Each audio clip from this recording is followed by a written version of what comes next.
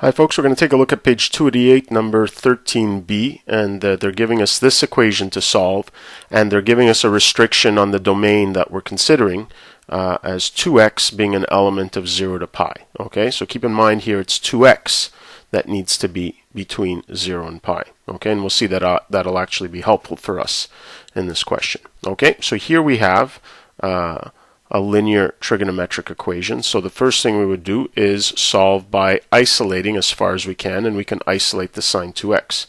Okay, so I can isolate the sine 2x by bringing the negative 3 to the other side, so 3, then dividing by 5. So here I've got now this equation.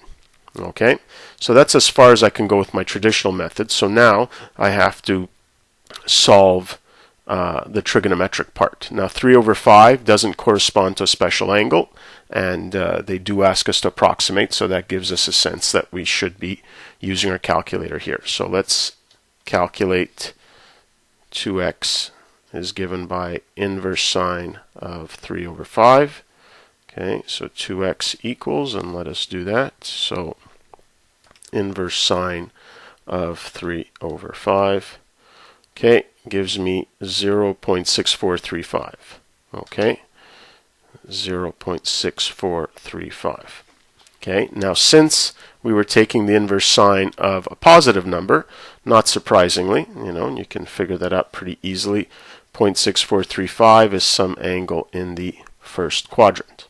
Okay, so this definitely fits our condition. But we know that between 0 and pi, sine x is going to be positive also in the second quadrant. Okay? So if this here, and remember this represents 2x, okay, we'll have another answer in the second quadrant which will still be valid. And that's as far as we can go.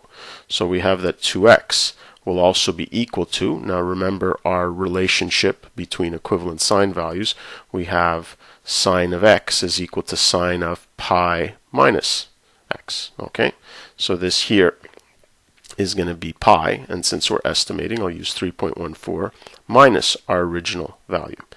Okay, 0.6435.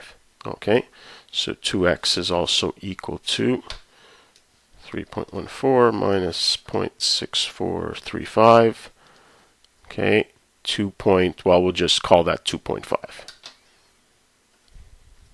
Okay, so now we used our inverse trig and what we know about trig ratios to solve for 2x, and now the last step will be to solve for x. So we just divide each of these by 2. So 2.5 is going to be 1.25, and 0.6435 divided by 2 is going to give me about 0.32. They ask us to the 100th, so that's what we'll give them.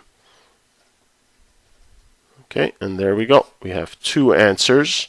Okay, now notice here they said that it was 2x that had to be between 0 and pi, okay, which we had satisfied, and of course we want to give our answers what x is going to be, and here are our two answers. Okay, that's it for this one.